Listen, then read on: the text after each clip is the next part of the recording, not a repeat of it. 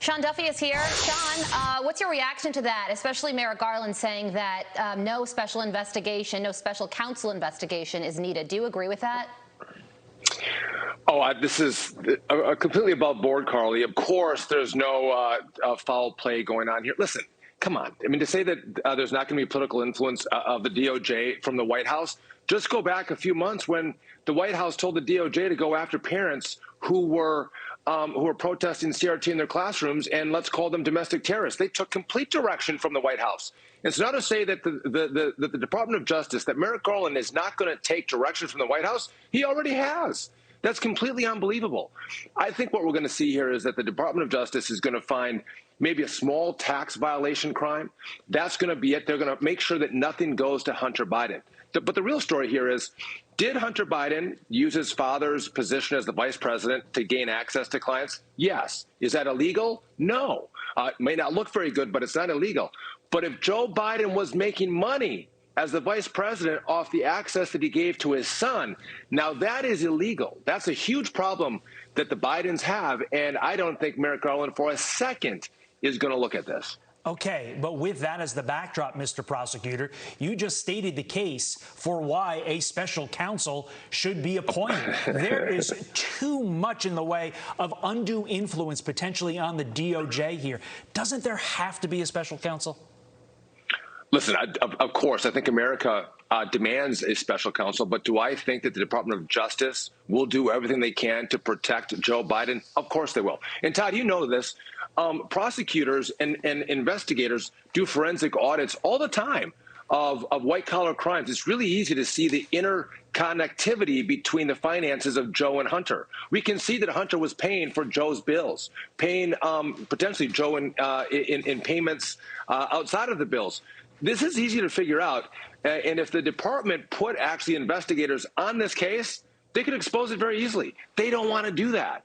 They're here to protect Joe Biden, not to actually find the truth about the interconnectivity between Joe and Hunter. And the real problem with this is, if this relationship existed, which it appears that it did, and we don't know about it, but the Chinese do and the Russians do, they have leverage over Joe Biden.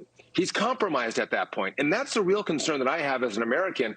Again, you might have done bad things, Joe, but if you're being leveraged by foreign nations and don't have our best interest in mind because of the cash you made from your son, because the access you gave him, that is a problem. Sean, let's talk about inflation, something that Americans across the country are feeling. And there's this new report that shows that Americans are being forced to buy cheaper alternatives at the grocery store, frozen meat instead of fresh meat, because veal prices, beef prices up 20%, bacon up 18%, fish up 11%. It just goes on and on and on.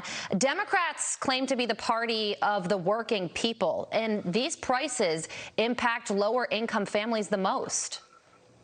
Of course it does. And by the way, we didn't need a study to show us this. I think every American family, and especially if you have a few kids in your household, especially teenagers who eat a lot, the consequence is you actually try to find different solutions to feed your family. And again, people are, instead of buying fresh vegetables and fruit, they're buying frozen vegetables and fruit. They're buying less meat and adding, more grains into their meals because that's what they have to do to make ends meet. They're buying different kind of cars that use less gas because they can't afford, their current vehicles, or they're driving less. They're trying to kind of deal with their employers so they cannot drive into work if they have a job that will allow them to do that. And so, again, I think this has been really hard, to your point, Carly, on lower income families, the very people that the Democrats say they're here to help.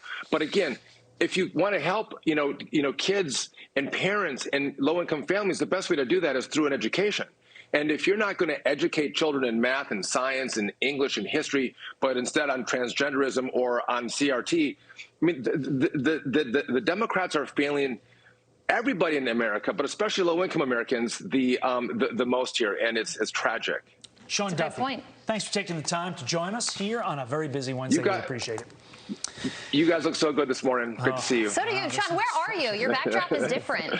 Are you at a conference? So yeah, I'm at the crypto conference in the Bahamas for FTX. Love crypto, so I'm getting all cryptoed out here. And he's in the Bahamas. No. Yes. Wow, thank you for sharing the slice of your morning with us.